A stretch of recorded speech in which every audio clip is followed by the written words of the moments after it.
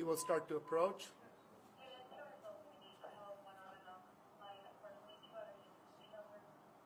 And he will move to the left. 72, sorry, I might have said it wrong. It's going to be about 2100 west, 4700 south. We're in the back of two houses next to the assisted living. Come out! There he moves. 72, he's running from me. Hop in the bed over the assisted living.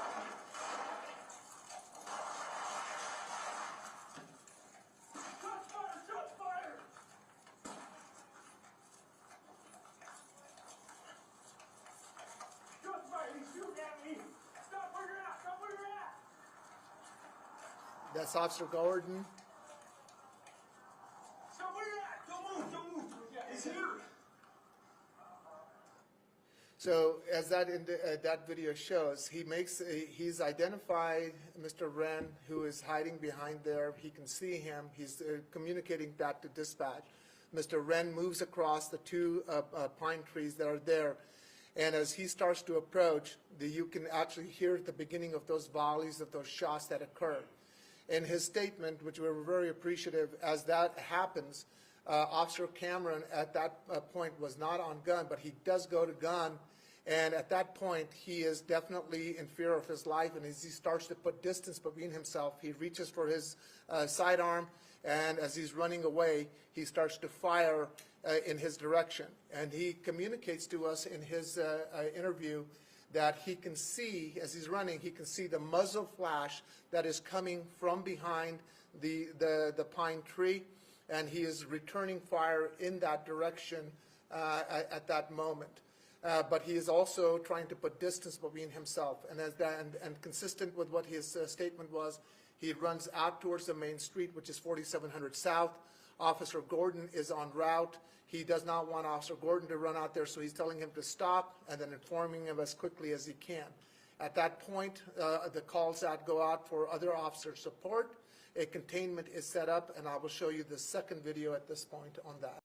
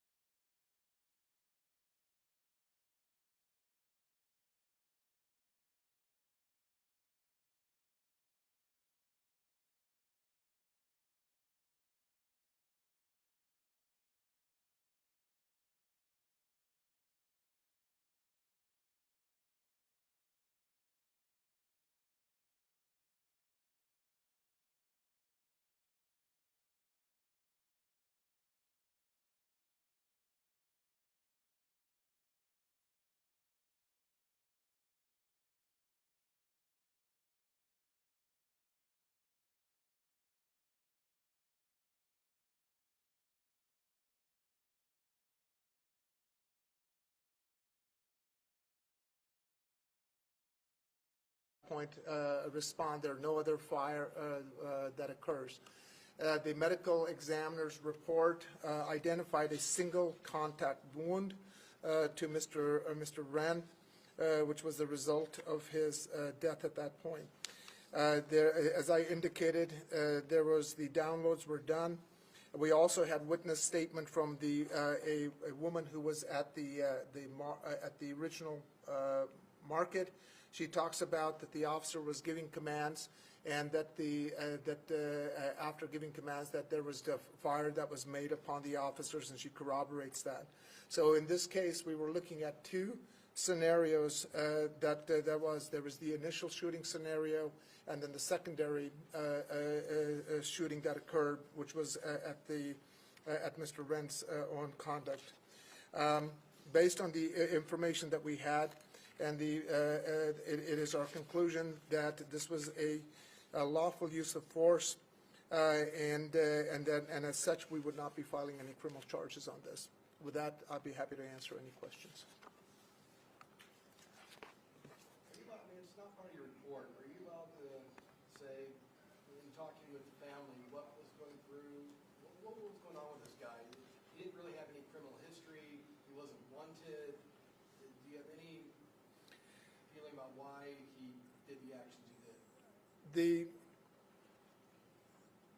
The family was incredibly remorseful. They themselves were here when we met with them, and that's why it was really important for me to share with you what their sentiments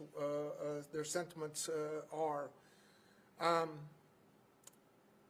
This is not the typical action of their sibling, and here was a young man who had succumbed to the demons of addiction, and this was the result of that scourge that many in our community are dealing, and the family is understandably heartbroken, and they shared with me and our staff this morning that they wanted to apologize to the officer, but also to speak to the thing that